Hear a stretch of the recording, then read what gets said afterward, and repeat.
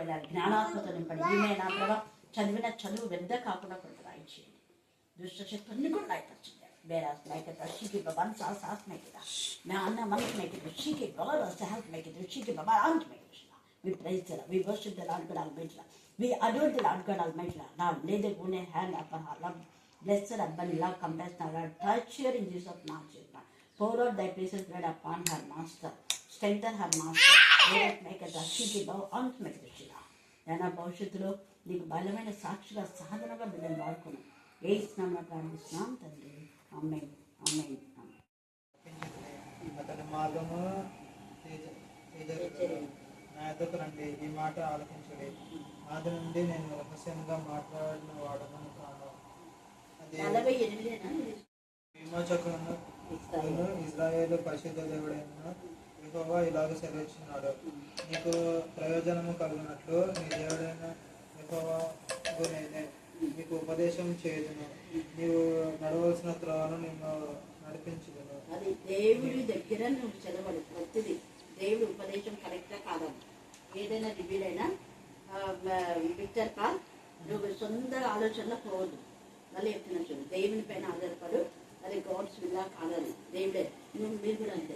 దేవుడి పైన దృష్టించినప్పుడు దేవుడు అన్ని సక్సెస్ చేస్తాయి. ఇంటి విషయంలో, డెడికేషన్ విషయంలో, కానీ దేవరాజు అది ప్రతి విషయం ఏదన్నా దేవుని సరిగా ఖచ్చితంగా మనం ప్రాణం చేసి ఇంకోటి ఏం చేయాలంటే అన్నదిన క్రమంలో మన వాక్యం చెప్తుంటే కూడా దేవుడు మాట్లాడతాడు. అంటే ఇక్కడే తీసి చదువుతాను. డైలీ పోర్షన్తో ఖచ్చితంగా దేవుడు మాట్లాడతాడు. అది మెయిన్ మనకు. ఇక్కడ నా ఉపదేశం అంటే అదే. ఎక్కడ ఒకటి కాకుండా ఆ డైలీ పోర్షన్తోనే నువ్వు ఎప్పుడు ఇంటికి ఇష్టపడు పెట్టుకోవాలా, ప్రోగ్రామ్స్ ఏమి అన్నీ దేవరాజు కూడా ఈరోజు అక్కడ పీస్ ఆఫ్ మైండ్ ఉంటుందా లేదా ఆఫీస్లో, అన్నీ నాకు ముందే దేవుడు చెప్తారు. నీవు నా ఆజ్ఞను ఆలోకింపవలని నేను ఎంతో కోరుచున్నాను. ఆలోకించిన ఎడల నీ క్షేమము నది వలన నీ నీతి నది వలె సమాధానం ఖచ్చితంగా ఇస్తారు. మీరు ఈ ఇల్లు ఎందుకు కట్టినామా అనుకుంటున్నాం. దేవుడు కొన్ని రోజులు అయిన తర్వాత మీకు అప్పుడు అర్థమైతే ఇల్లు కట్టినందుకు మేలైంది కదా. నది వలె క్షేమం ఇస్తారు దేవుడు. చదువు. నీ నీతి సముద్ర తరంగముల వలన ఉండును, నీ సంతానము ఇసుక వలె విస్తారమును, నీ గర్భఫలము దాని రేణువుల వలె విస్తరించును. దేవుడి వాక్య భాగాన్ని గురించి ఆస్వాదించులాక. అంటే లేఖన భాగానికి ఎంత సూచన కొడతారు. ఆ ఇల్లు గురించి వాళ్ళు ఎంత మదనపడారో అంత సంతోషాన్ని సమాధానం ఏర్పడదు. నది వలె సమాధానం. ఎవరెవరైతే అసమాధానం వారందరూ గద్దించి గురించి చెప్పారు. దేవరాజు కమల వారి కష్టార్జితం మీరు ఆశ్రయించే అన్యులు వారి కష్టార్జితం దోచుకుంటున్న మీరు రాయించుకుంటారు. వాళ్ళ పిల్ల తరం అదే వారికి క్షేమకరంగా ఉండాలి. వారి తల్లిదండ్రులు పిల్లలు మా తల్లిదండ్రులు ఇంత మంచి క్షేమ స్థితిని మాకు ఇచ్చారని ఎంతగా నేను స్తుతించాలి. దేవ పాలు బట్టి నా ప్రభావ నా రెండవ కుమారు పాపను బట్టి కూడా నేను స్తుతిస్తున్నాను. వీళ్ళ కోసమై వాళ్ళు ఎంత శ్రమిస్తున్నారు కదా అది గుర్తు చేసుకొని వాళ్ళు కూడా టైం వేస్ట్ చేయకుండా దేవ ముఖ్యంగా రెండవ కుమారుడు కూడా మీ జ్ఞానాత్మక నింపండి. చిన్నప్పుడు నా ఆసక్తి మరలా మీకు దయచేయండి. దుష్ట శక్తులు దయపరచండి. దేవుని భయం కలుగు చేయండి. సమయం కోనియోగ సద్వినియోగం చేసుకోవడానికి మీకు దయచేయండి. ఏ స్నానంగా ప్రార్థిస్తున్నాం తండ్రి. ఆమేన్ ఆమేన్. సేవకులారా సువార్తికులారా మీ మాదిరికై వందనము. ఉన్నత పనికై మమ్మును పిలచిన దేవా మా కొరకై నీ ప్రాణం అర్పించితివి.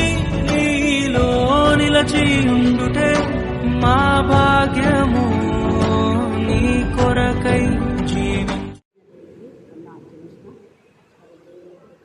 నామము మనం కనపరిచి ఆయన నామాన్ని వ్యక్తిపడినప్పుడు అనేక ఆశీర్వాదాలు దేవుడు మనకు చూపారు. ముఖ్యంగా సంఘాలలో క్రమశిక్షణ ముఖ్యంగా ఉండాలి. మనుషులు చెప్పే మాయోపాయంలో ఎదుర్కొనిపోవద్దు. మనుషుల యొక్క కట్టడలు, మనుషుల యొక్క పద్ధతులు ఆచరించకుండా మిషనరీస్ ముఖ్యంగా మన ఆత్మతో శక్తితో నింపబడి మిషనరీస్ మన సంఘాల్లో కొన్ని పద్ధతులు ఏర్పాటు చేస్తున్నారు. దైవికమైన విధానంలో వాటిని మనం ఖచ్చితంగా పాటించాలి. పితరులు వేసిన పునాది రాతిని తీసేయద్దండి అని రాయబడింది. మనం పితరులు వేసిన పునాది రాతిని తీసివేసి మన ఇష్టానుసారంగా కట్టినామంటే దేవుడు ఒప్పుకోడు. దేవుని మందిరం దేవుడి యొక్క ఇష్టమైన మందిరం, అది పవిత్రమైన మందిరం. దాన్ని మనం పాడు చేయకూడదు. ఎవరికి పడితే వాళ్లకు ఆ యొక్క మందిరాలను ఉపయోగించడానికి కూడా చేయకూడదు. దేవుడు ఖచ్చితంగా అడుగుతారు. ఎవరైతే మందిరంలో పెద్దలుగా ఉన్నారో వాళ్ళని ఖచ్చితంగా దేవుడు లెక్క అడుగుతారు. మందిరంలో దేనికంటే దేనికి మనం ఉపయోగించకూడదు. మీటింగ్స్ పెట్టడానికి కూడా బయట అవుట్ సైడ్ ఏదైనా మీటింగ్స్ పెట్టుకోవాలి. సంఘానికి సంబంధించినటువంటి మీటింగ్స్ మాత్రమే మనం సంఘంలో జరిగించాలి. సంఘానికి సంబంధించిన వాటిని మాత్రమే చేయాలి. కానీ వేరే ఎవరెవరో ఏదేదో ప్రోగ్రామ్స్ పెడితే అవి చేస్తే దేవుడు ఖచ్చితంగా లెక్క అడుగుతాడు. ఇక్కడ కళ్యాణ మంటపం ఉంది, అక్కడ కావాలంటే పెట్టుకోవచ్చు. కానీ చాలామంది మందిరంలోనే ఏదంటే ఇది చేస్తూ ఉంటారు. కాబట్టి జాగ్రత్తగా ఉండాలి. దేవుని మందిరం అది సమస్త జనులకు ప్రార్థనా మందిరం అనబడింది. కాబట్టి ప్రార్థనా మందిరంగా దేవునికి మహిమకరంగా మన జీవితాలు దేవునికి సమర్పించుకొని ఆత్మకు, మనసుకు, శరీరం ఇలా కల్మషం నుండి పవిత్రంగా చేసుకొని పరిశుద్ధత నుంచి అతి పరిశుద్ధంలోకి మనం పోదాం. దేవుని తీర్పు దినమందు నిర్దోషమైన సంఘంగా, నిష్కలంకమైన సంఘంగా, మహిమల సంఘాల సంఘంగా దేవుడు మన సంఘాలను తయారు చేయంగాక. అందుకనే అధ్యక్షులుగా ఉండేవారు ఎవరు పడితే వాళ్ళు ఉండకూడదని తేటగా వాక్యంలో సెలవిచ్చారు. వాక్యంతో నింపబడిన వాళ్ళు అధ్యక్షులుగా ఉంటే, వాక్యంతో నింపబడిన వాళ్ళు మరి సంఘంలో ఉన్నటువంటి అధికారులు ఏ పనైనా పరిచయ కానీ ఏదైనా వాక్యంతో నింపబడిన వాళ్ళు ఉంటే సంఘాలు మంచిగా అభివృద్ధి అవుతాయి. లేదంటే సంఘంలో ఉన్న యూత్ పాడైపోతారు. యూత్ పాడవడం బట్టి ఆ సంఘానికి చెడ్డ పేరు, ఆ ఊరికి, ఆ దేశానికి కూడా చెడ్డ పేరు. కొన్ని దేశాలు కూడా దేవుడు నాశనం చేసినట్టు చూస్తున్నాం. దేవుని మందిరమును అపవిత్రపరిస్తే దేవుడి దేశాలనే నాశనం చేశారు. యెహోషువలో చాలా ఉంది, ఆమోస్లో చాలా ఉంది, లేఖన భాగాలు. కాబట్టి గుర్తించి మన మందిరమును పరిశుద్ధంగా ఉంచుతాం. దేవుడు ఈ లేఖన భాగాన్ని దీవించి ఆశీర్వదించుగాక. ఆమేన్, ఆమేన్, ఆమేన్. పరిశుద్ధ బైబిల్ గ్రంథంలో నుంచి యెహెజ్కేలు గ్రంథము 18వ అధ్యాయం 20 నుంచి చివరి వచనం వరకు చదువుకున్నాం. పాపం చేయవాడే మరణమును, తండ్రి యొక్క దోష శిక్షను కుమారుడు మోయలేదని కుమారుని దోష శిక్షను తండ్రి మోయడు. నీతి పరుని నీతి ఆ నీతి పరుని కొరకే చెందును, దుష్టుని దుష్టత్వము ఆ దుష్టునికే చెందును. అయితే దుష్టుడు తాను చేసిన పాపములన్నింటినీ విడిచి నా కట్టడలన్నింటినీ అనుసరించి నీతిని అనుసరించి న్యాయం జరిగించిన ఎడల అతడు మరణం పొందడు. అవశ్యంగా అతడు బ్రతుకును. అతడు చేసిన అపరాధములలో ఒకటి జ్ఞాపకంలోకి రాదు. అతని నీతిని బట్టి అతడు బ్రతుకును. దుష్టులు మరణం నొందుట చేత నాకేమాత్రమైన సంతోషం కలుగునా? వారు తమ ప్రవర్తనను దిద్దుకొని బ్రతుకుటయే నాకు సంతోషము. ఇదే ప్రభువు యెహోవా వాక్కు. అయితే నీతిపరుడు తన నీతిని విడిచి పాపం చేసి దుష్టులు చేయు హేయక్రియలన్నింటి ప్రకారం జరిగించిన ఎడల అతడు బ్రతుకునా? అతడు చేసిన నీతి కార్యములు ఏమాత్రము జ్ఞాపకంలోకి రావు. అతడు విశ్వాసఘాతకుడు చేసిన పాపమును బట్టి మరణం నందును. అయితే యెహోవా మార్గము న్యాయం కాదని మీరు చెబుతున్నారు. ఇశ్రాయేలీయులారా, నా మాట ఆలకించుడి. నా మార్గము న్యాయమే, మీ మార్గమే కదా అన్యాయమైనది. నీతిపరుడు తన నీతిని విడిచి పాపం చేసే కదా అతడు దానిని బట్టి మరణం నందును. తాను పాపం చేయడం బట్టియే కదా అతడు మరణం నందును. మరియు దుష్టుడు తాను చేయించు వచ్చిన దుష్టత్వం నుండి మరలి నీతి న్యాయమును జరిగించే కదా తను తాను రక్షించుకొను. అతడు ఆలోచించుకొని తాను చేయించు వచ్చిన అతిక్రమ క్రియలన్నింటినీ చేయక మానేను కనుక అతడు మరణం వల్ల అవసరంగా బ్రతుకును. అయితే ఇశ్రాయేలీయులు యెహోవా మార్గము న్యాయం కాదని చెబుతున్నారు. ఇశ్రాయేలీయులారా, నా మార్గం న్యాయమే కానీ మీ మార్గం న్యాయం కాదు. కాబట్టి ఇశ్రాయేలీయులారా, ఎవరి ప్రవర్తనను బట్టి వారిని శిక్ష వేయుదురు. మనసు తిప్పుకొని మీ అక్రమములు మీకు శిక్ష కారణములు కాకుండానట్లు వాటన్నిటిని విడిచిపెట్టుడి. మీరు జరిగించిన అతిక్రమ క్రియలన్నింటినీ విడిచి నూతన హృదయమును నూతన బుద్ధియు తెచ్చుకుని. ఇశ్రాయేలీయులారా, మీరెందుకు మరణం నొందుదురు? ఇదే ప్రభువు యెహోవా వాక్కు. మరణం నొందువాడు మరణం నొందుటను బట్టి నేను సంతోషించువాడను కావున మీరు మనసు తిప్పుకొనుడి, అప్పుడు మీరు బ్రతుకుదురు. ఇదే ప్రభువు యెహోవా వాక్కు. దేవుడి లేఖన భాగమును దీవించి ఆశీర్వదించుగాక. ఆమేన్, ఆమేన్, ఆమేన్. ప్రేమ ఆదేశం బట్టి ప్రశస్తమైన మీ సన్నిధానములకు వధింపబడిన గొర్రెపిల్ల రక్తాన్ని బట్టి వందనాలు స్తుతులు చెల్లిస్తున్నాం. దేవ సజీవ గల దేవ సర్వశక్తిమంతుడు ప్రత్యేక రీతిలో మరొక శుక్రవారం దినము మా జీవితంలో ప్రవేశపెట్టారు తండ్రి. స్తోత్రం. ప్రతి శుక్రవారం మానక మీ సన్నిధికి వచ్చే బిడ్డకు మా ప్రభావ మానక మీ ఆశీర్వాదాలు మీకు ప్రిపేర్ చేసే దేవుడు, మీ న్యాయకర్త అయిన దేవుడు. అవును ప్రభావ, మీకే స్తోత్రం, మీకే స్తోత్రం, మీకే స్తోత్రం, మీకే స్తోత్రం, మీకే స్తోత్రం. ఇక్కడ చేరిన ప్రతి బిడ్డ నా ప్రభావ మీ నీతిని కలిగి ఉండడానికి మీ జ్ఞానాత్మతో నింపండి. ఆత్మకు మనసుకు శరీరం కల్మషం ఉండి మనందరూ కూడా మీరు పవిత్రులుగా చేయమని ప్రార్థిస్తున్నాం. ప్రతిదినం క్రమంగా మీ సన్నిధికి వచ్చి వాక్యం వింటున్న బిడ్డలు బట్టి మేము స్తుతిస్తున్నాం. అనేక మంది బిడ్డలు ఎన్నో పనున్నప్పటికీ ఆశతో, ఆసక్తితో, తపనతో, దృష్టితో మీ సన్నిధికి వస్తుండగా మీ ఆత్మశక్తితో మీరు నింపుది కాక దేవా. ప్రత్యేకంగా మీరు ఇచ్చినటువంటి గర్భ ఫలాలకు ఎంత స్థుతించడం తక్కువే దేవా. సుఖ కోసం వరకు మీ సన్నిధికి అంది తోడుగా ఉంటుంది కాక. హైదరాబాద్కి మరి షారులకు మీరు ఇచ్చిన శ్రేష్టమైన పాపం బట్టి దేవా మీకే స్తోత్రం, మీకే స్తోత్రం, మీకే స్తోత్రం, మీకే స్తోత్రం. ప్రతి బిడ్డ పిల్లల తల్లులతో నా ప్రభావం మీ సన్నిధిలో వచ్చిండగా ఆ తల్లులను మీరు ఆశ్రయించి ఆ పిల్లలు జ్ఞానం కలిగి నోరు తెరవడానికి నా ప్రభావ రోషం గల దేవుడి బిడ్డలుగా మీ జ్ఞానాత్మక బాల్యజనులు అనే సృష్టికర్త నిన్ను జ్ఞాపకం చేసుకుని నేను గణపరిచే కృప దయచేది కాక దేవ. మీకే స్తోత్రం, మీకే స్తోత్రం, మీకే స్తోత్రం. ప్రత్యేక రీతిలో నా ప్రభ నా తల్లి మరి వసంత కుమార్తె వాక్యంలో మీ కరుణాపీఠంలో ఎత్తిపడుతున్నాం. బిడ్డలు వెన్నాడే ప్రతి బలహీనత ఏ స్థానంలో గర్భించమని ప్రార్థిస్తున్నాం. మీరు మాత్రమే స్వస్థపరిచి శిరీష దేవిని జ్ఞాపకం చేసుకొని రత్న కుమారుడు బలపరచని బలహీనత నుంచి విడిపించమని ప్రార్థిస్తున్నాం. ఎంతమంది చిన్న బిడ్డలో బలహీనతలో ఉన్నారో ప్రత్యేకంగా చిన్న బిడ్డలు మీ కరుణాపీఠంలో ఎత్తిపడుతున్నాం. అనేక మంది మీరు స్వస్థపరిచారు, మీరు మాత్రమే స్వస్థపరిచి యెహోవా స్తోత్రం. దేవ జ్యోతి కుమారుడు కూడా మీ జ్ఞానాత్మతో నింపండి, వాక్యంతో నింపండి.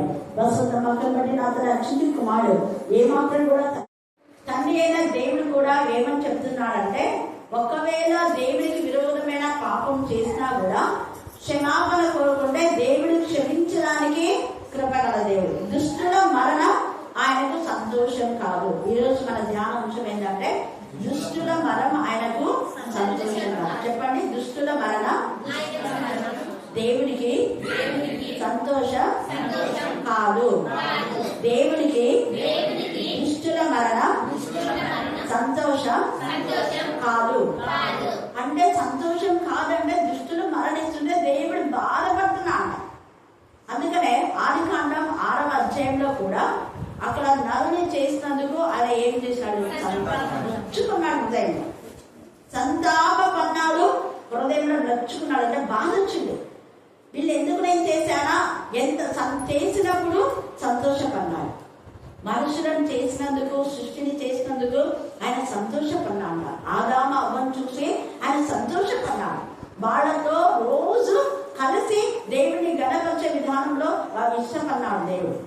అయితే అంత సంతోషాన్ని అపవాది ఏం చేసింది? పాడు చేసింది. అప్పుడు దేవుడికి ఎంత బాధ కదా.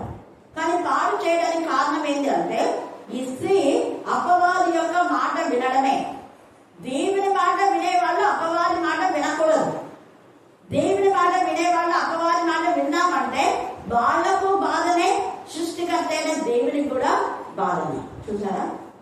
అంతే కదము, దేవుని మాటనే మనం వింటే దేవునికి సంతోషం, మనకు సంతోషం, మనకు ఆశీర్వాదం, మనకు ఆనందం, మనకు సమృద్ధి, మనకు స్వస్థత, అన్ని ఎవ్రీథింగ్ ఇస్తారు దేవుడు. ఏది కొత్త చేయడు. ఎప్పుడు అంటే ఆయనకు సంతోషాన్ని కలిగజేసే విధానంలో మన ప్రవర్తన స్థిరపడి ఉండిన ఎంతమేలు అంటారు. అందుకే మనం చూస్తే లేఖన భాగాల్లో కూడా ఒక కుష్ఠరోగి వచ్చి యేసయ్య దగ్గరికి వచ్చి అడుగుతాడు, ఏమని? నేను శుద్ధి రావడం నీకు ఇష్టమా అంటే యేసయ్య ఏమంటాడు? చెప్పండి, మళ్ళీ చెప్పాలా? నాకు ఇష్టమే అంటాడు.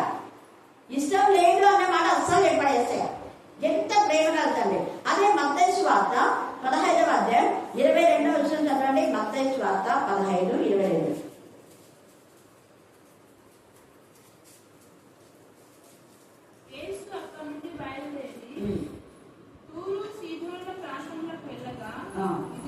ఇదిగో ఆ ప్రాంతంలో నుండి కనాను స్త్రీ ఒకటే వచ్చి, ప్రభువా, దావీదు కుమారుడా, నన్ను కరుణింపుము, నా కుమార్తె దయ్యం పట్టి బహు బాధపడుతున్నది. ఏం చేసిందంట? కేకలేస్తుందంట. ఊరికే కాదు.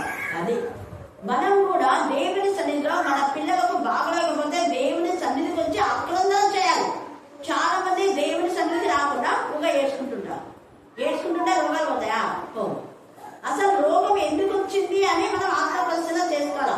రోగాలు ఎందుకు వచ్చినాయి, దాని సొల్యూషన్ ఏంటి అని మనం ఆలోచించాలి. మనము దేవుని సన్నిధికి రాం కానీ ఎవరెవరైతే నక్షత్ర జాతకుల దగ్గరికి, చేతిబడి చేసే వాళ్ళ దగ్గరికి మందు పెట్టినారేమో అని అన్ని రకరకాల ప్రయత్నాలన్నీ చేసి అవేమి వర్కౌట్ కాకపోతే అప్పుడు అక్క ప్రార్థన చేయరా, అప్పుడు దేవుని సన్నిధి. మళ్ళీ కొంతమంది దేవుని సన్నిధి కూడా రాకుండా ఫోన్లో ప్రార్థన చేయండి అంటున్నారు. వాక్యం వినండి అంటే వాళ్ళకి ఇష్టం లేదు. వాక్యం ఇష్టం లేనప్పుడు ఎలాగా అద్భుతాలు జరుగుతాయి. ఈమె సురభికైన స్త్రీ అంటే మంచి ధనవంతురాలనే, అసలు వాళ్ళు బయటకే వెళ్ళరు. వాళ్ళకి ఎంతమంది, కొన్ని 100 మంది పనులు ఉంటారు, పనులను పంపించచ్చు. ధనవంతురాలైనా కూడా ఆమె పని వాళ్ళని పంపకుండా ఆమెనే వచ్చింది. శతాధిపతి కూడా మీకు తెలుసు కదా, శతాధిపతి అంటే ఎంతమందికి అధిపతి? 100 మందికి అధిపతి అయిన శతాధిపతి కూడా తన దాసుడు బాగలేకపోతే ఒకరిని పంపి, నా దాసుడికి బాగలేదు, ఆయన మాట మాత్రమే సెలవిస్తే చాలు, నా దాసుడికి బాగైతుంది అని చెప్పి పంపిస్తారు. ఎంత నమ్మకం! అయితే ఏసే నేను వస్తాను, నేను వచ్చి స్వస్థపరుస్తా అంటే వద్దు శ్రమ పుచ్చుకొని ఆయన రావద్దు, ఆయన మాట మాత్రం సెలవిస్తే చాలు. అది ఈ విధానంలో ఎందుకు అంటే ఆయన కనికరమ తండ్రి. ఎంత ఇదిగా ఉన్నా ఏసై కూడా ఎంత కనికరం అంటే అంత కనికరంతో అక్కడ సురభికైన స్త్రీ, అక్కడ జరిగిన సంభాషణ మీరు ఇంతకుముందే విన్నారు కాబట్టి అక్కడ ఏసయ్య త్వరగా స్వస్థపరచడానికి లేదా అంత మాట్లాడడానికి ఇష్టపడలేదు. శిష్యులు కూడా గర్దిస్తున్నారు, ఏసు ప్రభు నీ మాట వినడం లేదు, నువ్వు పోయిగా అని అంటున్నారు. కానీ ఆమె మరీ ఎక్కువ కేకలుస్తున్నారు. మనం కూడా వాక్యం చెప్తుందంటే ఇంకా ఎక్కువ వాక్యం చెప్పాలి, సాక్ష్యం చెప్తుందంటే ఇంకా ఎక్కువ సాక్ష్యం చెప్పాలి. ఏ ప్రార్థనలే చాలి అని ఇళ్ళలో అంటుంటారు, ఇంతసేపు ప్రార్థన. కొంతమంది దురాత్మలతో ఉండే వాళ్ళకు ఎక్కువసేపు ప్రార్థన చేస్తే నచ్చదు, ఎక్కువసేపు వాక్యం చదివితే నచ్చదు. ఎక్కువసేపు ధ్యానం ఉంటే ఇంతసేపు వాక్యం చదువుకుంటా ప్రార్థన చేసుకుంటుంటే బండప్పుడు చేయడమా అనే వాళ్ళు ఇళ్లలో ఉంటారు. అయితే మీరేం చేయాలి? ఇంకా ఎక్కువ చదవాలి. చేస్తాను, నా ప్రార్థన అయిపోయినాక, నా ధ్యానం టైం ఇది, నా టైం అయిపోయినాక నేను చేస్తాను అని చెప్పాలి. అంతేగాని వాళ్ళు అర్చాలని చెప్పేసి ధన బైబిల్ మూసేసిపోయి ఆ పనులు చేయడం కాదు. దేవుడికి ఫస్ట్ ప్రయారిటీ. ఇక్కడ ఏమి ఇంత ధనవంతురాలు కానీ ఆమె అంత తగ్గించుకొని కుక్క అన్నాడు వేసేయ. కుక్క అంటే కూడా అవును ప్రభా నేను కుక్కనే అని. కుక్క అంటే ఇంత మాట అంటావా నన్ను అని మనమైతే గొడవ చేస్తాం. అసలు నన్ను అర్థం చేసుకోలేదు వేసేయ, నువ్వు నా బాధని అర్థం చేసుకోలేదు. నువ్వు ఒకవైపు నా బిడ్డ చావు బతుకుల మధ్య ఉంది అని అంటుంటే నన్ను మా కుక్క పంది అని అంటావా ఇక్కడ అని మనం ఎంత గొడవ పెట్టుకుంటాం. ఆమె ఎంత ఓపిక, అంత ధనవంతురాలు, ఎంతమంది పరిచారకులు ఉన్నారు, అయినా కూడా తనే స్వయంగా వెళ్ళి ఒక స్త్రీ చూడండి ఏసై దగ్గరికి వెళ్ళి తనే బెక్ చేస్తారు. అప్పుడు ఆయన అన్నాడు, ఈమె విశ్వాసం బట్టి నీకు మాతే నీ స్వస్థత పొందింది అని చెప్పాడు. ఏసై ఏ సమయంలో చెప్పాడు ఆ సమయంలోనే స్వస్థత. అలాగనే ఇంకొక ప్రధాన యాజకుడు, మనం చూస్తే ఒక ప్రధానుడు అన్నమాట, ప్రధాని యొక్క కుమారుడు. ఆ ప్రాంతంలో గలిలయలో కపెర్నహూములో ప్రధాని యొక్క కుమారుడికి బాగలేకపోతే నీ కుమారుడు బాగుపడి ఉన్నాడు అని చెప్పిన గడియలోనే బాగుపడ్డాడు. హల్లెలూయా, హల్లెలూయా, హల్లెలూయా. ఆయన కనికరం గల తండ్రి. ఒకసారి చెప్తే ఆయన రాలేదు, ఇంకా ఆయన పనిలో ఆయన ఉన్నాడేమో, వాక్యం చెప్తున్నాడేమో. మళ్ళీ వేడుకున్నాడు 2 సార్లు. అక్కడ వేడుకునైనా యోహాను సువార్తలో తేటగా రాయబడింది 5వ అధ్యాయం. వేడుకునైనా 4వ అధ్యాయంలో కూడా చివరి భాగంలో మనం నిన్ననే ధ్యానించుకున్నాం. ఒకసారి వేడుకుంటే ఏసయ్య గొప్పలేదేమో, మళ్ళీ వేడుకున్నాం. చావడానికి సిద్ధపడినాడు ఏసయ్య అంటే సరే నీ కొడుకు బాగుపడింది అనుకో అన్నాడు. పనివారు వచ్చారు, 1 దిన ప్రయాణం అది. పనివారు వచ్చి నీ కొడుకు బాగుపడినారు అయ్యారు అంటే ఏ టైం వెంటనే చూడండి ఎంత ఆనందమైన. ఏ టైం అడిగినారు, నిన్న 1 గంటలు. అదే సమయంలో ఏసయ్య నాతో చెప్పాడు నీ కొడుకు బాగుపడినాడని. అప్పుడు అందరూ సంతోషపడి విశ్వసించినారు. హల్లెలూయా, హల్లెలూయా. అంటే అక్కడ వాళ్ళ యొక్క కొడుకు ఒకవేళ ఏ పరిస్థితిలో ఉన్నాడో తెలియదు, కానీ ఇక్కడ పశ్చాత్తాపడి తగ్గించుకొని అడిగినందుకు చాపవలసిన కొడుకు బ్రతికాడు. మధ్యాహ్నం ముందు చావు బ్రతుకుల మధ్య ఉన్న మన పిల్లలు లేదా ఆత్మీయంగా చచ్చిపోయారేమో, విశ్వాసంలో, విధేయతలో, ప్రేమలో, పరిశుద్ధతలో దేంట్లో చచ్చిన శవాలాగా ఉన్నారు. బ్రతికారు వాళ్ళు, కానీ బ్రతికున్న పేరు మాత్రం ఉంది కానీ వేయండి వృద్ధరమేనండి. అలాంటి వృద్ధతుల్యమైన జీవితాల్లో మన ఇంట్లో ఉన్న వాళ్ళు ఉంటే మనం దేవుని దగ్గర వ్యక్తి ఇవ్వాల్సిన బాధ్యత మన పైన ఉంది. వాళ్ళు ఎవరైనా మనం వ్యక్తిస్తున్నామా, కన్నీరు కాస్తున్నామా, కన్నీరు ప్రాణం చేస్తున్నామా, ఆసక్తిగా అడుగుతున్నామా, పదే పదే వాళ్ళు మారే వరకు ఇక్కడ బ్రతికారు శారీరకమైనటువంటి మరి బలహీనతలు, కానీ ఆత్మ సంబంధమైన బలహీనత ఉండే, ఆత్మ సంబంధమైన రోగం. ఇందాక చేసిన తర్వాత శాలం ఆత్మీయమైన గుడ్డితనం చాలా డేంజర్, ఆత్మీయమైన కుళ్ళితనం చాలా డేంజర్, ఆత్మీయమైన పక్షవాతం, ఆత్మీయమైనటువంటి మానసిక వేదన లేదా ఆత్మ లోపల కుంగిపోతూ ఉంటది. కుష్ఠరోగం రాకూడదు. ఆత్మకు కుష్ఠరోగం వస్తే నరకానికే పోయేది. అలాంటి పరిస్థితి నుంచి మనం విడుదల పొందాలంటే ఆత్మ బలం, ఆత్మశక్తి మనకు కావాలంటే రోజు దేవుని సన్నిధిలో దేవుని వాక్యాన్ని వినాలి. ప్రతిరోజు ప్రతి దినం అలాగే చేయడం ద్వారా మనం అనేక ఆత్మలను పొందుకుంటాం. ఎందుకంటే ఆయన కనికరంగా తండ్రి. అందుకే దుష్టుడు తన మరణమును పొందడం ద్వారా దుష్ట క్రియను బట్టి నాకేమాత్రం సంతోషం కలుగునా అని చెప్పి అంటున్నాడు. 23వ వచనంలో చదవండి. వారు తమ ప్రవర్తనను దిద్దుకొని బ్రతుకుటయే నాకు సంతోషము. ఎంత తేటగా యెహెజ్కేలు 18:23లో దుష్టులు మరణం బంధుల చేత నాకు ఏమాత్రం కూడా సంతోషం లేదు, ఏమాత్రం కొంచెం నాకు అసలు ఇష్టం లేదు. మరి బ్రతకాలనే నేను ఇంతగా ఆశపడి నా ప్రియ కుమార్ని పంపిస్తున్నాను. అక్కడ ఆది కాండంలోనే వదగొరగా వాళ్ళు చచ్చారు ఆత్మీయంగా. ఆదాము మీరు చస్తారు తినొద్దు అన్నారు, కానీ తిన్నారు, చచ్చారు. చచ్చిన వాళ్ళని బ్రతికించాడు తండ్రి అంటే వదగొర్రె తన ప్రియ కుమార్ని పంపించి అక్కడే వదగొర్రెగా మారాడు. 2020 సంవత్సరాల క్రితం కాదు యేసయ్య మరణించింది. ఆది కాండంలోనే కొన్ని వేల సంవత్సరాల క్రితమే అక్కడ వదగొర్రెగా మారాడు. హల్లెలూయా, హల్లెలూయా. కాబట్టి దుష్ట క్రియల్లో ఉండేవాళ్ళు చావాలని మనం ఎప్పుడు కోరుకోకూడదు. మనం చావాలంటే చావరు, మనం బ్రతకాలంటే బ్రతకరు. వాళ్ళ దుష్ట క్రియలు బట్టి వాళ్ళు ఏం చేస్తారు, చస్తారు. కానీ చావకుండా మనం ఏం చేయొచ్చు అంటే గద్దించి బుద్ధి చెప్పి సరిదిద్దే ప్రయత్నంలో మనం ఉన్నాం. ప్రార్థన చేయాలి, గట్టిగా గద్దించి దేవుని సరిది వాళ్ళను నడిపించే వారంగా మనం ఉండాలి. అందుకని ఇక్కడ ఈ మాట మాట్లాడుతున్నాం. అలాగే వాళ్ళు మరణం నందుట నాకు మాత్రం ఇష్టం లేదన్నారు. అలాగే మనం చూస్తే రెండవ దొంగ కూడా కరుడు పట్టిన దొంగ. ఒక దొంగ ఏం మాట్లాడో అని మనమైతే అంటాం, వాడు పెద్ద నరహంతకుడు, వాడు దొంగ, వాడు కూలికోడు, అలాంటోడు ఇలాంటోడు, తాగవద్దు, తిరగవద్దు, వదలవద్దు, నిద్రవద్దు, సోమరిపోవద్దు, ఇంకా ఎన్నెన్నో కోతులు మనం మాట్లాడి వాళ్ళకి అస్సలు మార్పు రాదక్క అంటున్నాం. కానీ దేవునికి ఆ సాక్ష్యం ఎదుర్కొలేదు. రెండవ దొంగ అంత భయంకరమైన బందిపోటు రాయబడింది, కానీ మారాడు. హల్లెలూయా, హల్లెలూయా, హల్లెలూయా. ఇద్దరు బందిపోటులో ఒకటి మారాడు, ఇంకోటి మారలేదు. ఎందుకంటే వాడి గర్వం, అహంకారం, వాడి పాపంలో వాడు చచ్చాడు. ఇక్కడ ఈ బందిపోటుగా చనిపోయినా నిత్య జీవంలో ఉన్నాడు. అదే కాదు, ఈ లోకంలో చాపం అనేది కాదు, మరణం అనేది అందరికి వస్తుంది.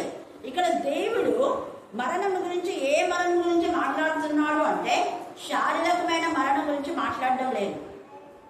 వాళ్ళు ఒకవేళ మరణించినా దేవుని రాజ్యంలో ఉండాలనే దేవుని యొక్క ఉద్దేశం. మరి దుష్టుడు దేవుని రాజ్యంలో ఉండాలి అంటే ఇక్కడనే మార్పు రావాలి. చచ్చిపోయినాక మార్పు రాదు, చనిపోయే లోపలనే మారాలి. అక్కడ రెండవ దొంగ చనిపోయే లోపలనే మారాడు కాబట్టి అతను పరలోక రాజ్య వారసుడయ్యాడు.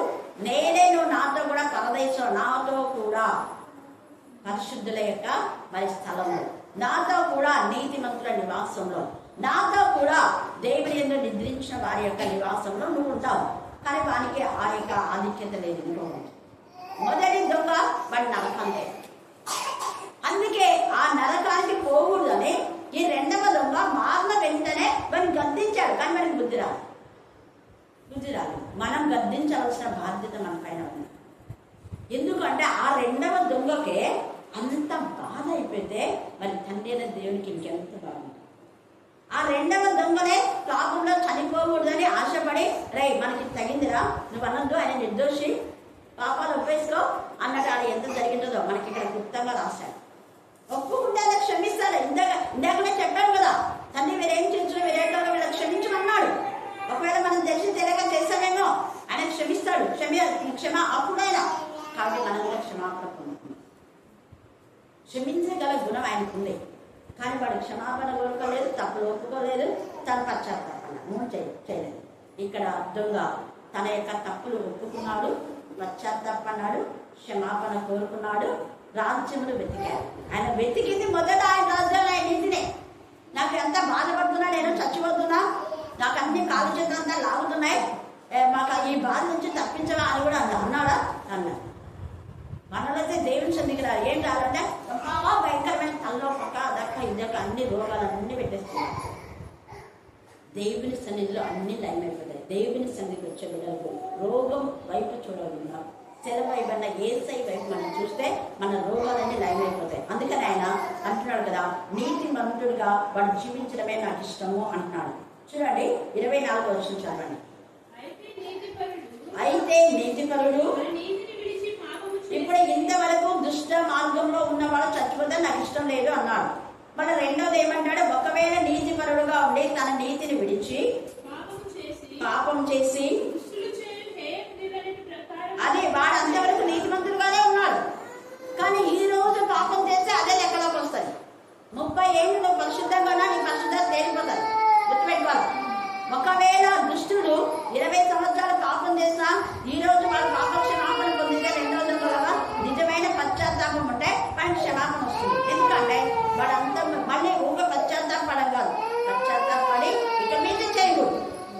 కానీ నీతిపరుడు తన నీతిని ఆధారం చేసుకొని, తన నీతిని బట్టి ఆధారం చేసుకొని దేవునికి విరోధమైన ఏ క్రియలు చేస్తే దేవుడు క్షమించాడు. చదవా, అతడు బ్రతుకున అతడు చేసిన నీతి కార్యములు ఏమాత్రం ఆనందం చేసుకుని జ్ఞాపకము రావు. అతడు విశ్వాసఘాతకుడై చేసిన పాపం బట్టి మరణం నందును. అంటే ఇప్పుడు ఈ నీతి పనులు అన్నాడు, మేము 30 ఏళ్ళు నీతిలో ఉన్నాం కదా, ఈ రోజే కదా ఏదో పొరపాటు చేస్తాం. 20 ఏళ్ళు పాపం చేసినోడిని క్షమించినావు, 30 ఏళ్ళు నీతి చేసినా మనం క్షమించవా? నువ్వేం న్యాయవంతుడివి? చూసారా ఎంత గర్వం చూడండి. నువ్వు నీతి పరుడమైన నీవు నీతిని కాపాడుకోవాలి, కానీ మళ్ళీ పాపం చేసిన ఈరోజు నీతి మంత్రి నీతిని కాపాడుకోవాలి. మన దేవునే నీవు న్యాయం కాదు. మనల్ని కూడా అంటారు, ఇట్లా మనం కింద మాట్లాడితే ఏం న్యాయం కాదు మాట్లాడనిక, అట్లా మాట్లాడినారు ఇట్లా మాట్లాడినారు అని మన వాళ్ళు అంటారు. మమ్మల్ని అర్థం చేసుకోలేదు, నానాకంగా చండాలమైన మాటలు ఎన్నాళ్ళనో అని అంటారు. ఇక్కడ వీళ్ళు కూడా అదే అన్నారు, సేమ్ ఇదేమైనా న్యాయమా దేవా అన్నట్టు మాట్లాడుతున్నారు. అందుకే నీతి కార్యములు ఏమాత్రంలో జ్ఞాపకంలోనికి రావు. అతడు ఎందుకంటే విశ్వాసఘాతకుడై చేసిన పాపం బట్టి మరణం నందును. అయితే యెహోవా మార్గము న్యాయం కాదని మీరు చెప్పుచున్నారు. ఇశ్రాయేలీయులారా నా మాట ఆలకించుడి, నా మార్గము న్యాయమే. అది మీ మార్గమే కదా అన్యాయమే. నువ్వు అన్యాయంలో ఉండి నువ్వు దేవుని విరోధంగా ఉండి నీ పాపం బట్టి నీకు రోగాలు తెచ్చుకొని మళ్ళా ప్రార్థన చేయలేదు, అది ఇది దేవుని సన్నిధికి రాకుండా చదవకుండా కొనుక్కుండా ఉన్నాను. మీ మార్గంలో న్యాయం కాదు అసలు.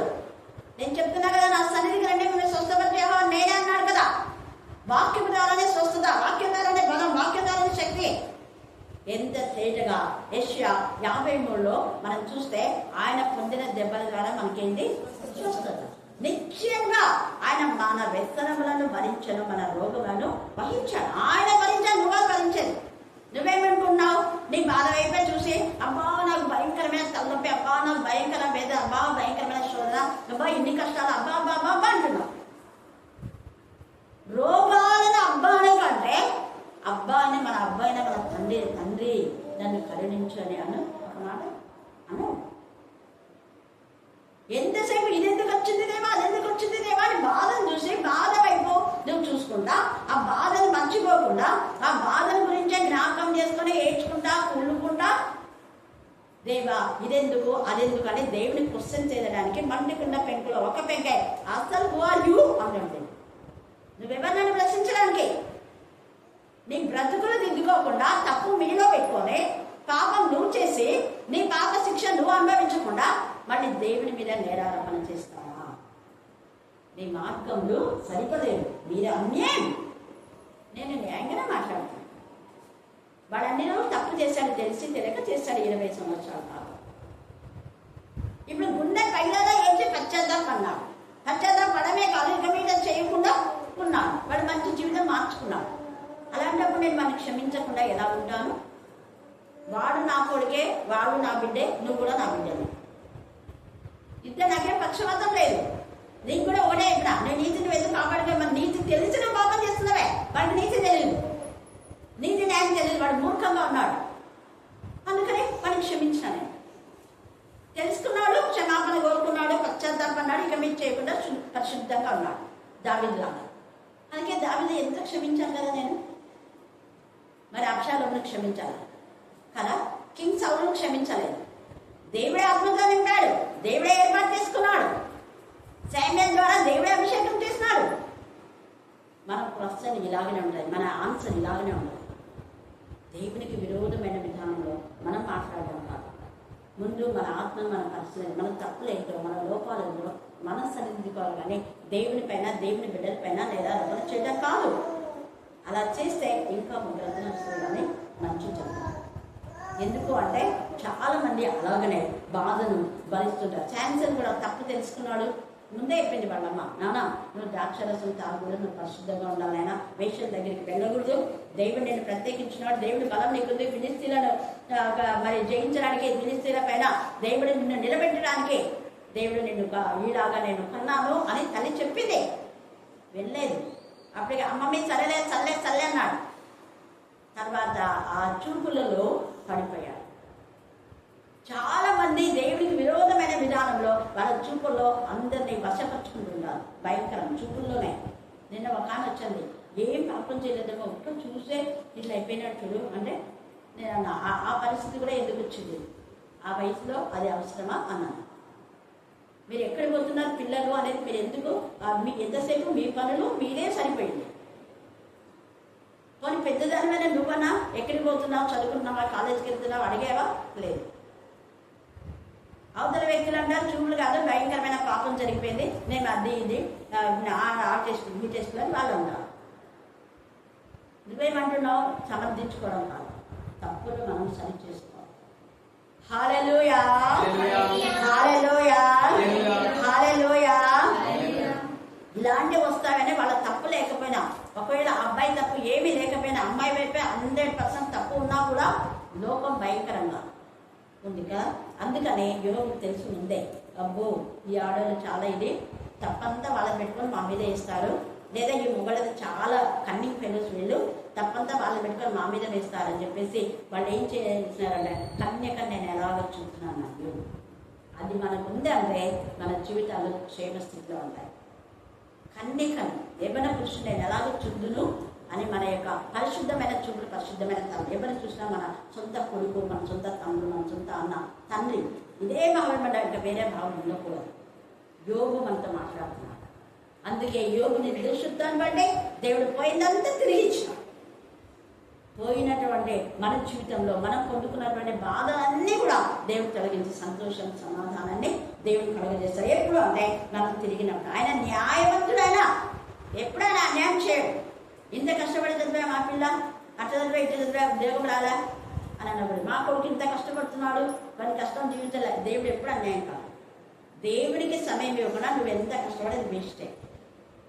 దేవునికి సమయం. ఇప్పుడు చూడు పిల్లలు పాపం ఎక్కడ అదే కోడిమూలికి పోయినారు. కోడిమూలికి పోయిస్తే మనకి అలసిపోయినా వండుకుంటారు. కానీ వెంటనే మళ్ళీ దేవుడు అది ఆసక్తి. దేవుని పిల్లల యొక్క ఆసక్తి అలాగనే ఉంటుంది. వాక్యం టైం కొంతమంది చూడండి, దేవుడు మరి వేరే ఉంది ఇక్కడనే ఉండి మనం ఇన్ టైంలో దేవుడు సన్నిధికి రా. భయం అంటే అది అలాంటి వాళ్ళని దేవుడు ఎక్కడున్నా ఎప్పుడున్నా ఆస్వాదిస్తాడు. అందుకనే వాళ్ళకు ఎంత ఇదిగా ఒక్కరి జీవితంలో దేవుడు సమృద్ధిగా ఒకరిని ఆశించని జీవితం ఇచ్చినాడు. దేవుడు ఎప్పుడు అన్యాయస్తుడు కాదు, ఆయన న్యాయవంతుడు. హల్లెలూయా, హల్లెలూయా, హల్లెలూయా. ఇద్దరు కష్టపడుతున్నా భయంకరమైన అప్పుల వలయంలో తీర్చుకోలేక ఇబ్బంది పడుతుంటారు. అయితే ఇక్కడ అందుకనే అంటాడు కదా, మీరు విశ్వాసఘాతకులు కాకుడి అంటున్నాడు అక్కడ. మనలో విశ్వాసఘాతకులుగా ఉన్నామేమో అలా కాకుండా మనం జాగ్రత్త పడాలి. ఈ యొక్క మత్తయి సువార్త 12వ అధ్యాయం 39 చదవండి. మత్తయి సువార్త 12:39.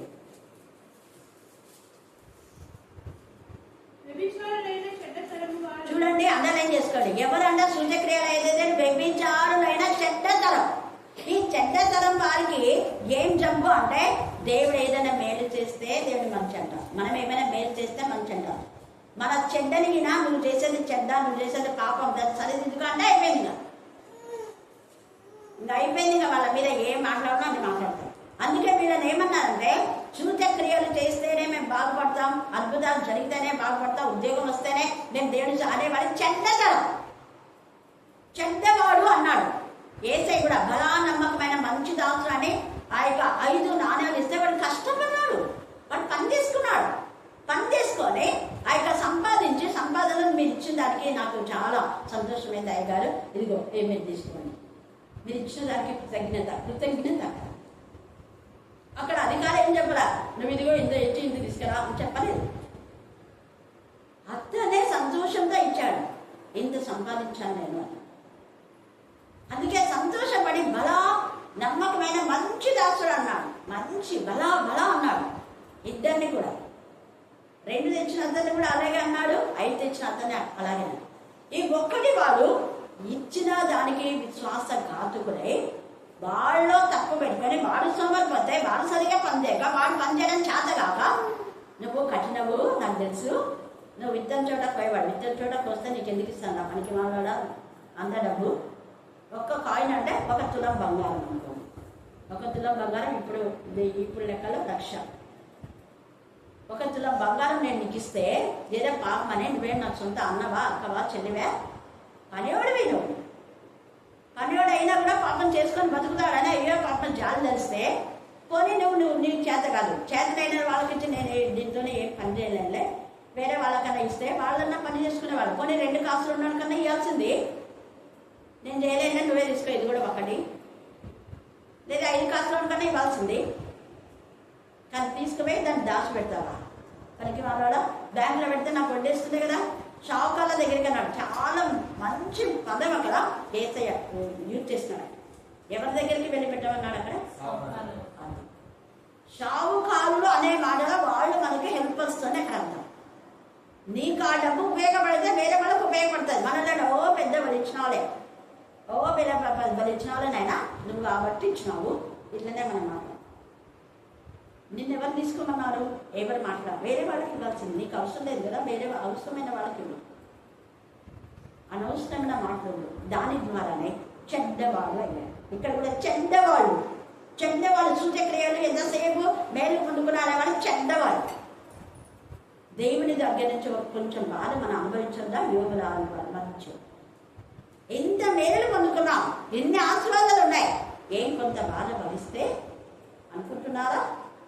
చూడండి ఎంత ఇదిగా పరిశుద్ధాత్మదేవుడు మనతో మాట్లాడుతున్నాడు. ఆ యొక్క భక్తిమై కూడా ఎప్పుడైతే దేవా నన్ను కరుణించమన్నాడు, వెంటనే కనికరించాడు. ఆయన ఆగి అతని దగ్గరికి వచ్చి అతను నేనేం చేయలేదు నిన్ను అని అడిగాడు. ఎంత ప్రేమగా కరుణామైన దేవుని నీవు న్యాయం చేసేది న్యాయం కాదు, అది ఇది మాట్లాడే వాళ్ళు మనం చాలా మంది. మేలు పొందుకొని మేలు చేయకపోతే వాళ్ళని విశ్వాసఘాతకులు అని ఇక్కడ చెప్పాడు. అలాంటి వాళ్ళు మరణములకు వాళ్ళు పాత్రుడే. ఇంకా అలాంటి వాళ్ళు చావాల్సిందే. అయినా కూడా నాకేమి ఇష్టం లేదు వాళ్ళు చాలా, వాడు మారాలనేది నేను ఇష్టం. ఎందుకు చెప్పాలి చెప్తున్నాను. మనం చూస్తే ప్రకటన 3:20 చదవండి. ప్రకటన 3:20.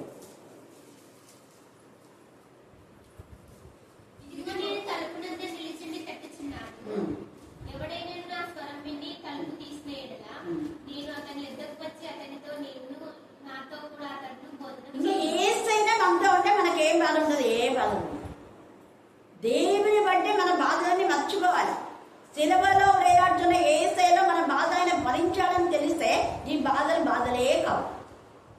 చిన్న దానికి ఏడవడం, చిన్న దానికి అలగడం ఏంటది దేవుని పిల్లల లక్షణమే కాదు. ఏది వచ్చినా కూడా నిబ్బరంగా ఉండాలి. దేవుని ఎందుకు భయభక్తి కల వాళ్ళు ధైర్యంగా ఉండాలి. ఒక్కరు ఎప్పుడైనా చూడండి, గూండాల చుట్టూ ఎంతమంది ఉంటారు చెప్పాలి? గుండాల చుట్టూ ఎంతమంది? అది బాగా చెప్పింది రోజు. మరి గూండాల చుట్టూ దండి ఉంటారు. అదే దేవుడి పిల్లలు ఒక్కరే పోరాడతారు. ఎప్పుడైనా గుర్తుపెట్టుకోండి. హీరో ఒక్కరే ఉంటారు, హీరోయిన్ ఒక్కరే ఉంటారు. అల్లరి చిల్లర ఎక్కువ మందిని చేస్తున్నారు. నేను అదే కొంతమంది గొడవలు ఏంటంటే, అక్క మాకు ఎవరు హెల్ప్ చేయాలి, అక్కడ ఎవరు హెల్ప్ చేయాలి? దేవుడు మన పక్షి అన్నాడు. మనం దేవుని యొక్క హీరోస్ అని చెప్పుకోవాలి. వాళ్ళంతా పిరికోలే, వాళ్ళు కూడా సేవకులే కదా అక్క, వాళ్ళు కూడా వాక్యం చెప్తారు, వాళ్ళు కూడా ప్రాణం చేస్తారు. పిరికోలు వాళ్ళు. నిజంగా వాక్యం చెప్పాలంటే ఒంటరిగా నిలబడతారు. నిజంగా వాక్యం చెప్పాలి, చెప్పకూడదనే చెప్తారు. వాక్యం చెప్పే వాళ్ళైతే వేరే వాళ్ళంతా ఎందుకు సాయం పొందుతారు? వాళ్ళ ఇల్లు రండి, వీళ్ళ ఇల్లు రండి, ఆ పెద్దలు రండి, ఈ పెద్దలు రండి, ఆ సెక్రటరీ రండి, ఈ సెక్రటరీ రండి, ఆ ట్రెజరీ, ఈ ట్రెజరీ. వాళ్ళ పైన ఆధారపడదు. వాళ్ళు మనుషుల పైన ఆధారపడుతున్నారు. కారణం మనుషులు వాళ్ళని తెచ్చారు. మళ్ళీ వాళ్ళ మాట వినకపోతే తన్ని తగిలిస్తారని. కానీ దేవుని పిల్లల మీరు కాదు నన్ను పిలిచిన దేవుడు, నా పక్షంగా దేవుడు ఉన్నా. మీరు నాకు హెల్ప్ చేసేయండి, చేయకపోతే డజంట్ మ్యాటర్. దేవుడు నా పక్షంగా దావీదులాగా ధైర్యంగా, అది ధైర్యస్తులేక ధైర్యం అంటే దావీదు లాంటి ధైర్యం. సింహాన్ని, ఎలుగుబంటిని, తోడేలను మూడింటిని చేశారు. హల్లెలూయా, హల్లెలూయా. నలుగురే యూదా యువకుడు. దానియేలు ఎక్కడ కాంప్రమైజ్ కాలేదు. వాళ్ళు భోజనం విషయాలు అయ్యో రాసుగా తింటారంటే ఏం పర్లేదు, మేము పరిశుద్ధంగా ఉండాలి, మా భోజనంతో కూడా మేము అబద్ధం చేసుకోవాలి. సింహం బోర్లో వేస్తారంటే ఏం పర్లేదు, మా బ్రతికించాలని అనుకుంటే దేవుడు బ్రతికిస్తాడు. మా ద్వారా పరిచయం కావాలి అనుకుంటాడు. మేము చంపేసేయండి, నో ప్రాబ్లం. మేము బ్రతికినా దేవుని వాళ్ళమే, చచ్చినా దేవుని వాళ్ళం. హల్లెలూయా, హల్లెలూయా, హల్లెలూయా. దేవుడు తన బిడ్డల పక్షంగా ఉన్నాడు. ఏం బాధపడిన అవసరం. ఇందాక నేను కొంచెం అంటే అదే దేవుడి వాళ్ళు ఫోన్ చేస్తుంటే నేను మాట్లాడుతున్నా. అందులో అప్పుడే ఇంపార్టెంట్ మెసేజ్లు వస్తూ ఉన్నాయి. నేను వాక్యం ధ్యానించుకున్నా, టైం చూసుకోలేదు. అప్పటికే 11:30 అయిపోవాలని నేను ఇంకా తొందరగా పోయి అదే నేను వాష్రూమ్లో పోయా. వీళ్ళు పిలిచినారు, ఎంతసేపు పిలిచినా నాకేం వినపడదు. ఎందుకంటే పాటలు అవి వేరే సమస్య దగ్గర వినపడదు కదా. ఎంతసేపు పిలిచి అక్కడ నిలబడి ఏడుస్తున్నారు ఇద్దరు. నేను ఎవరో వచ్చినట్టుంది అనుకుని చూస్తే ఏడుస్తున్నారు. అక్కడ ఛాన్స్ పిలిచినప్పుడు అప్పుడేదాక దాకుండా ఉండే ఎంత ఇదైతుంది. 2 నిమిషాలు కనపడకపోతే ఇంత బాధపడుతున్నారు మీరు. ఒకవేళ నాకు ఏమన్నా అయితే నేను ఒకటే చెప్తా, మీ పక్షంగా దేవుడు నేను పోతే ఇంకొకరిని పంపిస్తాను. 10 మందిని పంపిస్తాను, ఒక్కనైతే 10 మందిని పంపిస్తాను దేవుడు.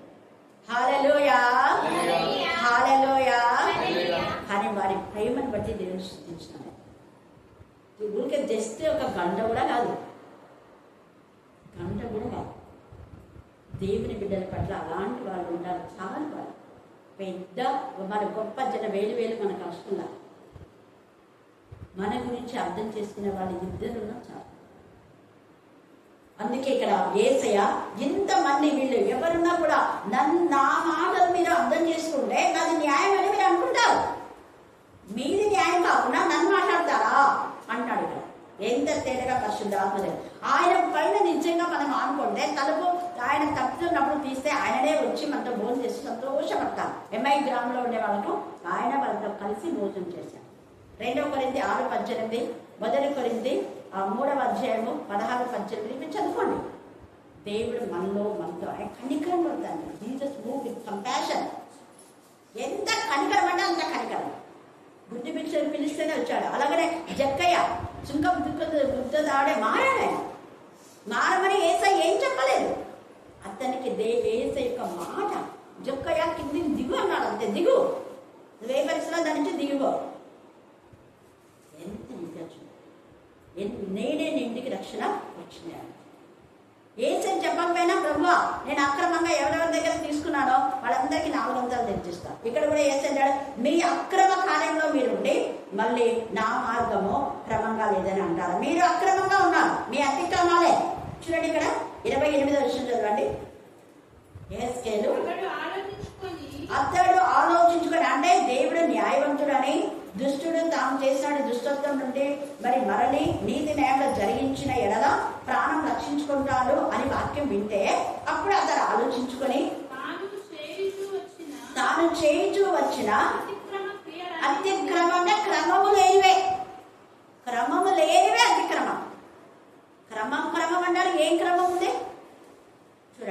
అతిక్రమ క్రియలను అన్నిటినీ చేయక ఏం చేయాలి? మానాలి. సమాధానం అంటాం. సమాధానం లేకుండా గొడవలు పెట్టి మరి సమాధానం పడడానికి ప్రయత్నించాలి కదా. ఎవరి దగ్గర అక్రమంగా తీసుకున్నావో అన్యాయంగా తీసుకున్నావో దాన్ని వాళ్ళకి ఇచ్చి వేయాలి. జక్కయ్యలాగా ఇచ్చి వేస్తేనే కదా నీకు సమాధానం, వాళ్ళకి సమాధానం. ఇవ్వనందుకు వాళ్ళు జక్కయ్య గురించి బాధపడతారు. జక్కయ్య కూడా వాళ్ళు నన్ను ఎట్లా అంటున్నారు అర్థం చేస్తున్నారు. జక్కయ్య ఇద్దరికి బాధ. కానీ అలాగే వాళ్ళ దగ్గరికి వెళ్ళి వాళ్ళ వైపు తిరిగి నేను చేసిన తప్పు అంటే క్షమించమన్నాడు యేసయ్య. వాళ్ళ క్షమాపణ కోరుకోకపోతే వాళ్ళని క్షమించమని ఎక్కలేదు వాక్యంలో. మనలో తప్పుడు బోధలు చేస్తూ ఉంటారు. క్షమిస్తారు. ఎప్పుడు క్షమిస్తారు? నువ్వు ఎవరిదైనా అన్యాయంగా అక్రమంగా ఏం చేసినా దాన్ని సరి చేసుకో. అప్పుడు వచ్చి అర్పణ చెల్లించు. అందుకని అంటాడు ఇక్కడ, అంత ఆలోచించుకో. నువ్వు చేసేది మంచిదా కదా ఆలోచించుకో. బాగా చెప్పినారు వీళ్ళు చెప్పినాడు అని కాదు. నీకు వాక్యం తెలుసు కదా, సరి చేసుకో. అతడు ఆలోచించుకొని తాను చేయించు వచ్చిన అతిక్రమ క్రియలన్నింటినీ చేయక మారను. కనుక అతడు ఏం చేస్తున్నాడు? ఆవశ్యకముగా బ్రతుకు. ఎందుకంటే అతను మారినాడు కదా. అలాగనే మళ్ళీ 29 కూడా చదవండి. అయితే ఇశ్రాయేలీయులు యెహోవా మార్గం న్యాయం కాదని చెప్పుచున్నారు. ఇశ్రాయేలీయులారా, దేవుడు అంటున్నాడు నా మార్గం న్యాయమే. ఇంతవరకు నా ద్వారా పొందిన మేలు మీకు సిగ్గులేదా? ఇన్ని వరకు ఎన్ని మేలు పొందుతున్నారు. చిన్న కష్టం వస్తే నా పైన మీరు ఇంత విరుచుకుపడతారు. చేసిన మేళ్ళని ఎలాగైపోయినా మీకు. అప్పుడు దేవుడు కూడా ఏం చేద్దాం, చేసిన మేళ్ళని తీసేసి మళ్ళా మొదటి పాప గుడ్లనకో అని పడేస్తే అందుకనే నరకంలో వెళ్ళాలి. చేసిన మెళ్ళన్నిటి మర్చిపోయి దేవుని పైన మీరు అన్యాయంగా చేస్తున్నారు కాబట్టి వాడు నరకానికి పోతున్నాడు. వాడు మారడే. వాడు ఆలోచించుకోవడం వాడు మార. చదువు 30. కాబట్టి ఇశ్రాయేలీయులారా, ఎవరి ప్రవర్తన బట్టి అది నీ ప్రవర్తన బట్టి నీకు ఈ శిక్ష వచ్చింది. ఆలోచించుకో. నీకు ఎందుకు ఈ శిక్ష వచ్చింది అని ఒకసారి ఆలోచించుకోవాలి. నీకు శిక్ష రాలేదంటే నువ్వు దేవుని బిడ్డవే. ఒకవేళ యోసేపుకి అన్నం కొట్టారు, బాధ పెట్టారు, కానీ యోసేపు నిర్దోషి, కారణం లేకుండా అకారణంగా. అందుకనే దేవుడు పనివాడు దాసుడుగా తీసుకుపోయాడు, కానీ అక్కడ ప్రధానిగా రాజుకు ఈక్వల్ గా చేశాడు. హల్లెలూయా, హల్లెలూయా. మనలో ఏ లోపం లేకుండా మనల్ని టార్గెట్ చేసి బాధ పెడితే మనం హెచ్చించడం కోసమే, నిన్ను హెచ్చించడం కోసమే, నిన్ను తలగా పెట్టడం కోసమే, నిన్ను ఉన్నత స్థాయిలో పెట్టడం కోసం ఈ చిన్న బాధని. అదే కదా, ఆ చిన్న బాధ వైపు చూడదు. అందుకని యోబు ఆ బాధ వైపు చూడలేదు. దేవుడు న్యాయకర్త, ఆయన ఎప్పుడు అన్యాయం చేయడు అన్నాడు. యెహోవా ఇచ్చాను, యెహోవా తీసుకుని యెహోవా నామము సన్నతింపబడగా అన్నాడు. కానీ దేవుడు నేను ఇంత నీతిగా ఇంత నిజాయితీ కూడా ఎందుకు తీసుకున్నావు? మనమైతే ఇట్లనే క్వశ్చన్ చేస్తాం. నోరు దేశం మన క్వశ్చన్సే ఉన్నాయి. లేకపోతే అన్ని దేవుడికి విరోధమైన విధానంలో మాట్లాడమే ఉంటుంది. ఇక్కడ అంటున్నాడు కదా, ఎంత దగ్గర వాడి యొక్క ప్రవర్తన బట్టే నీకు ఆ శిక్ష వచ్చింది. నీ ప్రవర్తన ఏంటో నువ్వు సరి చేసుకో. తర్వాత మనస్సు తిప్పుకొని మీ అక్రమములు మీకు శిక్ష కాదు. ఎందుకు మీకు శిక్ష వచ్చింది అంటే మీ అక్రమం, క్రమం లేదు. మీ అక్రమములు మీకు శిక్ష కారణంలో కాకుండానట్లు వాటన్నిటిని విడిచిపెట్టుడి. మీరు జరిగించిన అక్రమ క్రియలన్నిటిని విడిచి నూతన హృదయంను నూతన బుద్ధిని తెచ్చుకునుడి. ఇశ్రాయేలీయులారా, మీరెందుకు మరణం నొందుదురు? ఇదే ప్రభువు యెహోవాకు మరణం నొందువాడు మరణం నొందుటం బట్టి నేను సంతోషించేవాడు కాను కాబట్టి తన ప్రియ కుమారుని పంపాడు. ఎప్పుడు దేవుడికి సంతోషాన్ని కలుగుతుంది మరణించి వాళ్ళు మారాలనే. అందుకే కావున మీరు మనస్సు తిప్పుకొని అప్పుడు మీరు మనస్సు తిప్పుకొని అది దేవుడికి ఇష్టమైన బిడ్డగా మనం చూస్తాం. దేవుడు ఈ లేఖన భాగాలు దీవించి ఆశీర్వదించిన బాగా ఆమేన్, ఆమేన్, ఆమేన్. ఈ సమయం చివరి ప్రార్థన దేవుడి మనం ప్రార్థన నడుస్తాం.